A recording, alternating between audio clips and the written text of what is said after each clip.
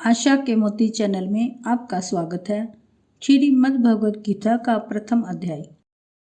श्री ओम नमो भगवते वासुदेवाय वासुदेवाय विश्वेश्वराय आदि पुरुष अपरंपार पुरुषाय नमः। जगत बंधु ज्योति स्वरूप जिय की जाननहार हरि यश मांगन आयो दास प्रभु के द्वार। जो अर्जुन को श्री भगवान जी ने गीता ज्ञान दिया है सो मुझको मिले। भय भंजन भगवान श्री कृष्ण चंद्र जी से किशोरदास मांगता है, हे प्रभु गीता ज्ञान के उच्चारण करने से तेरे पूर्ण ब्रह्म को पाता है। हे प्रभु मैं आपकी शरण में पड़ा हूँ। किशोरदास और किशनदास जो दीन गरीब हैं, और आप कैसे हो जो संतों की विनय को मान लेते हो। हे कमला बल्लभ श्री कृष्ण भगवान जी, हे कृपा निधान जी, तेरे संतों एवं भक्तों के वास्ते मैं यह गीता ज्ञान भाषा में कहता हूँ। जब कौरव और पांडव महाभारत के युद्ध को चले तब राजा धृतराष्ट्र ने कहा, मैं भी युद्ध देखने चलूंगा।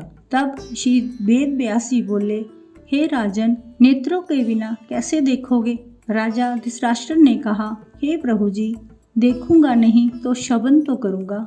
तब व्यासी बोले, हे राजन तेरा सारथी संजय जो कुछ महाराज के युद्ध की लीला कुरुक्षेत्र में होगी सो तुझे वहां बैठे ही श्रवण कराएगा। वेद व्यासी के मुख से यह वचन सुन संजय ने विनय करी, हे प्रभु यहाँ हस्तिनापुर में कुरुक्षेत्र की लीला मैं कैसे जानूंगा तथा राजा से किस भांति कहूँगा। तब व्यासी ने प्रसन्न होकर संजय से कहा, हे संजय मेरी कृपा से तुझे यहाँ से ही दिखाई देगा। व्यासी के इतना कहते ही संजय की दिव्य दृष्टि हो गई और बुद्धि भी उनकी दिव्य हो गई। अब आगे महाभारत का कौतुक कहते हैं, सुनो। 7 अक्षौहिणी सेना पांडवों की और 11 अक्षौहिणी सेना कौरवों की। यह दोनों सेनाएं कुरुक्षेत्र में जब एकत्र हुई तब धृतराष्ट्र ने पूछा, हे संजय धर्म के क्षेत्र में युद्ध की इच्छा से एकत्र हुए मेरे और पांडु के पुत्रों ने क्या किया। संजय ने कहा, पांडवों की सेना को व्यूहित देखकर द्रोधन द्रोणाचार्य के समीप जाकर कहने लगे, हे आचार्य देखिए आपके शिष्य बुद्धिमान द्रुपदपुत्र ने पांडवों की बड़ी सेना की कैसी व्यूह रचना की है। इस सेना में अर्जुन भीम बड़े बड़े धनुर्धारी वीर युगधान विराट महारथी द्रुप धृष्टकेतु चेकितान बलवान पुरुजित कुंती भोज नरों में श्रेष्ठ शैव्य पराक्रमी युद्धामन्यु बलवान उत्मोजा अभिमन्यु व द्रौपदी के 5 पुत्र सब के सब महारथी हैं। हे ब्राह्मण श्रेष्ठ आपके स्मरणार्थ अब मैं सेना के प्रधान सेनापतियों के नाम वर्णन करता हूँ। आप भीष्म कर्ण युद्ध विजय कृपाचार्य अश्वत्थामा विकर्ण सोमदत्त का पुत्र भूरिश्रवा और बहुत से शूरवीर मेरे लिए प्राण तक देने को तैयार हैं। यह लोग शस्त्र चलाने में बहुत चतुर हैं और सब युद्ध विद्या में प्रवीण हैं। हमारी सेना जिसके भीष्म रक्षक हैं अपार बल है और उसकी सेना के जिसके भीम रक्षक हैं थोड़ा सा बल है। अब आप सब अपने मोर्चों पर सावधान रहकर सेनापति भीष्म की रक्षा कीजिए। कुरुवृद्ध भीष्म पितामह ने दुर्योधन को प्रसन्न करते हुए और ऊंचे स्वर में गरजते हुए शंख बजाया। फिर चारों ओर शंख नगाड़े ढोल गोमुख आदि अनेक बाजे बजने लगे जिनका बड़ा भयंकर शब्द हुआ। इसके अनंतर सफेद घोड़ों के रथ पर बैठे माधव और पांडव अर्जुन ने भी दिव्य शंखों को बजाया। श्री कृष्ण ने 5 जन्य और अर्जुन ने देवदत्त नामक शंखों को और भीषण कर्म करने वाले भीम ने पौंड्रक नामक बड़े शंख को बजाया। कुंती पुत्र धर्मराज युधिष्ठिर ने अनंत विजय, नकुल ने सुघोष, सहदेव ने मणि पुष्पक तथा महान धनुधारी काशीराज शिखंडी, धृष्टद्युम्न विराट अपराजित, सात्यकी राजा द्रुपद और द्रौपदी के 5 पुत्र तथा महाबाहु अभिमन्यु, इन सब वीरों ने अपने अपने शंखों को बजाया। उन शंखों के भारी शब्द से आकाश और पृथ्वी गूंज उठी और धृतराष्ट्र के पुत्रों के हृदय कांप उठे। हे राजन अर्जुन ने कौरवों को युद्ध के लिए प्रस्तुत देखकर श्री कृष्ण जी से कहा, हे कृष्ण मेरा रथ दोनों सेनाओं के बीच में खड़ा कीजिए, जिससे मैं युद्ध करने वालों को देख लूं कि इस रणभूमि में मुझे किन किन योद्धाओं के साथ युद्ध करना चाहिए। दुर्बुद्धि दुर्योधन से प्रीति करने वाले जो संग्राम के लिए यहाँ एकत्र हुए हैं, उनको देख सकूं। संजय कहने लगे, हे राजन, अर्जुन की बात सुनकर श्री कृष्ण ने भीष्म, द्रोण आदि वीरों के सामने उत्तम रथ को खड़ा करके कहा, हे वीर, संग्राम के लिए उद्धत इन कौरवों को देख लो।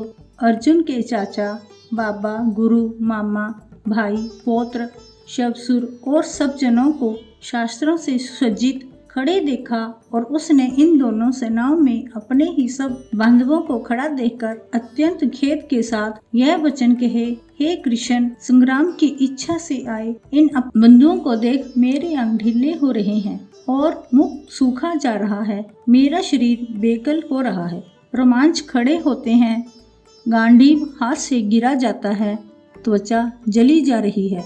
हे केशव, मुझ में खड़े रहने की सामर्थ्य नहीं है, मेरा मन चक्कर खा रहा है और सब लक्षण मैं उल्टे देख रहा हूँ और संग्राम में सब जनों का वध करके कोई लाभ भी नहीं होगा, क्योंकि हे कृष्ण, मैं जीत कर राज्य व सुख भी नहीं चाहता हूँ। हे प्रभु, हमको राज्य भोग और जीवन से क्या काम है, क्योंकि जिनके लिए राज्य भोग और सुख की इच्छा की जाती है वे सब संग्राम में प्राण और धन की ममता छोड़ मरने को तैयार हैं। और हे केशव, आचार्य, पिता, पुत्र, पितामह, मामा, शबसुर, पोतर, साले और संबंधी ये सब मुझे मारे तो भी हे मधुसूदन, मैं इन्हें मारने की इच्छा नहीं करूँगा।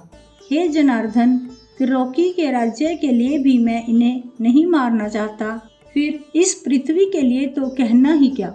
हे जनार्दन, धृतराष्ट्र के पुत्रों को मारकर हमारा क्या होगा, इन आत्ताइयों का वध करने से पाप ही होगा, इसलिए हमें इन्हें मारना अनुचित है। हे माधव, सब जनों को मारकर क्या हम सुखी रह सकते हैं? सब लोग के वशीभूत हैं और कुल के नाश करने तथा मित्र द्रोह करने में पाप को नहीं देखते। कुल नाश को जानते हुए भी हमको इस पातक से क्यों नहीं दूर रहना चाहिए। कुल का नाश होने से कुल के प्राचीन धर्म नष्ट हो जाते हैं, फिर धर्म नाश होने से कुल में पाप बढ़ता है। हे श्री कृष्ण, पाप से कुल की स्त्रियां व्यभिचारिणी हो जाती हैं, जिनसे वर्ण शंकर संतान उत्पन्न होती है। वह वर्ण शंकर जिन पुरुषों ने कुल को नष्ट किया है उनको तथा उस कुल को नरक में पहुंचाते हैं, क्योंकि श्राद्ध तर्पण आदि बंद हो जाते हैं। वर्ण शंकर बनाने वाले दोषों से कुल ध्वंसकों के जाति धर्म और कुल धर्म निरंतर नाश हो जाते हैं। हे जनार्दन, मैंने बराबर सुना है कि कुल धर्म नष्ट होने से निश्चय नरक वास करना होता है। हाय, हम बड़ा पातक करने को तैयार हैं, जो राज्य सुख के लाभ से अपने सज्जनों को ही मारने की कोशिश कर रही हैं। मुझे शास्त्र रहित एवं उपायहीन को रणभूमि में बांधकर डाल दें तो मेरा बहुत कल्याण हो। संजय ने कहा, हे राजन, यह कहकर अत्यंत दुखित होकर अर्जुन ने उसी समय धनुष बाण फेंक दिया और रथ के पिछले भाग में जा बैठा। जय श्री कृष्ण।